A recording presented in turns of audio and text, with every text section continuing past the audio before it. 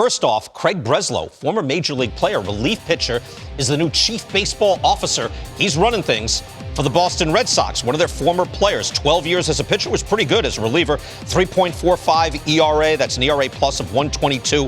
This is not your just typical relief pitcher turned baseball executive, not that there's that many of them, but there's a few. Went to Yale, molecular physics and biochemistry, a double major at the time. So he's a deep thinker. In fact, he was on this program in 2018. We were talking about the latest tools and science of pitching and approaching pitching. Here's what he had to say on this show. There was a reason that, I could get by with an 88-mile-an-hour four-seam fastball up in the zone. Mm-hmm. Today, we probably understand it's spin rate, it's sequencing. At the time, right, it was a much more qualified assessment. But certainly, I think you would make the case that today, right, it's not so much about gaps in collecting measurements, it's about gaps in implementing and executing them, right? Most of the raw data is readily available to all 30 clubs. The difference is, how is it being packaged, messaged, and delivered?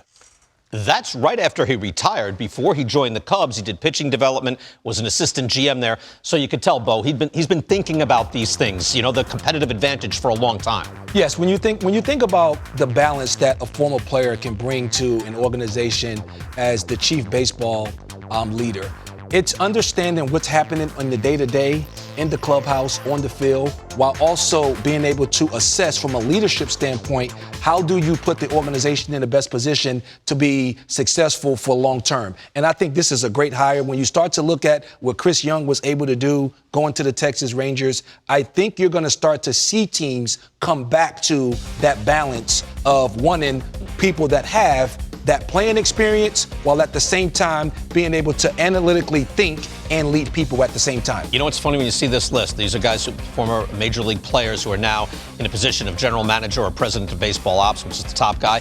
After a few years, you kind of forget the guy played, which is a good thing if you're an executive. It's like, oh, that's right, Jerry Dipoto played. He was in the major leagues.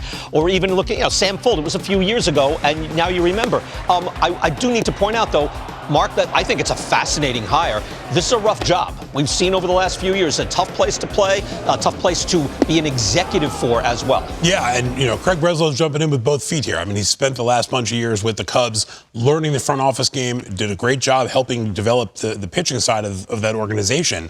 But being the top guy, there's a lot more that goes into that job. You're building a scouting staff. You're building international staff. You're doing everything. They're going to have to get some experienced people around them. They have some, Brian O'Halloran, Eddie Romero, plenty of people in that front office who have been there for a long time. Raquel Ferreira, who will help with some of that. But it is an interesting hire. One of the guys one of the other finalists, Thad Levine, the number 2 in Minnesota, very well regarded. I think a lot of people thought that was the type of person with that sort of GM experience that was going to get the job. Breslow, 1 year as an AGM, gets it. Very smart guy. I believe the Wall Street Journal once termed him the smartest man in baseball, which I believe I needled him about on the podcast we did once. He's in the running. But he's a very smart guy, obviously knows the game very well. I think he's going to do a really good job, and it's an interesting hire compared to the last two. Dave Dombrowski, veteran guy, got them a World Series, but sacrificed the farm system to do so. Chaim Bloom came in after doing such a great job in Tampa. Things didn't work out there. Obviously, trading Mookie Betts right away didn't help that tenure. Forced on him. Correct. A lot of things were forced on him. All right, we can do a whole hour on Red Sox.